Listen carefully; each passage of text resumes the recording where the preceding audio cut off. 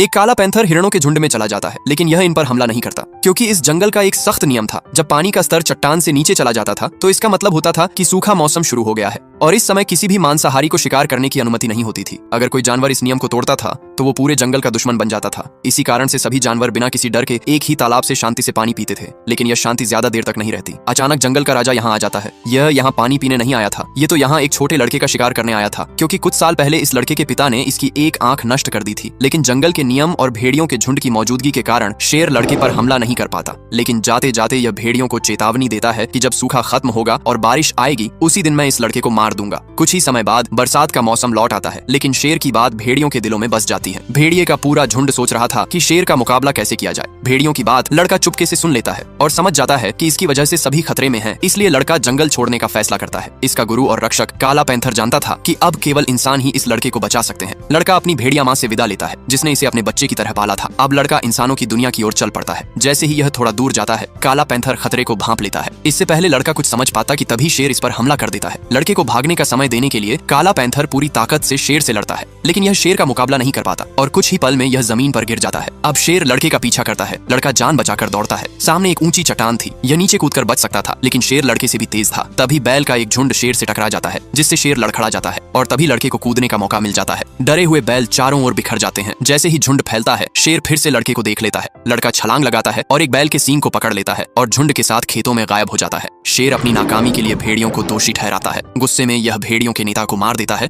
और उसकी लाश चट्टान से नीचे फेंक देता है। इस बीच लड़का एक छोटे से द्वीप पर पहुंच जाता है, ऐसी जगह जिसे इसने पहले कभी नहीं देखा था। अचानक इसे अपने पैरों के नीचे एक सांप की उतरी हुई खाल दिखाई देती है, जो कि बहुत ही विशाल थी। यह इसे नजरअंदाज करके आगे बढ़ता है। माहौल धीरे धीरे और डरावना होता जाता है, लेकिन इसे अब भी नहीं पता था कि यह किसके इलाके में आ गया था। यह डर के मारे कांपने लगता है। तभी एक विशाल अजगर चुपचाप इसकी ओर बढ़ता है, लेकिन अजगर इसे फौरन नहीं निगलता। अजगर के आंखों में एक अजीब सी शक्ति थी। जैसे ही लड़का अजगर की आंखों में देखता है, इसका दिमाग टूटने लगता है। अजगर की आंखों के जरिए लड़का अपना पूरा अतीत देखता है। इसे याद आता है कि यह बचपन से अपने पिता के साथ सफर कर रहा था। एक रात इसके पिता ने गुफा के अंदर आग जलाई हुई थी। आग शेर को आकर्षित करती है और शेर गुफा में आ जाता है। इसके पिता गलती से शेर की बाईं आंख जला देते हैं, लेकिन पिता अपनी जान नहीं बचा पाते। फिर घायल शेर यहाँ से भाग जाता है, लेकिन शेर को पता नहीं चलता कि गुफा में एक बच्चा भी छिपा हुआ था। थोड़ी देर बाद एक काला पैंथर इस बच्चे को ढूंढ लेता है। अकेले लड़के को पाल न पाने के कारण यह लड़के को एक भेड़ियों के झुंड को सौंप देता है। लड़का अपना अतीत जानकर गहरे सदमे में था। इसे जरा भी एहसास नहीं होता कि विशाल अजगर पहले ही इसे पूरी तरह से जकड़ चुका था।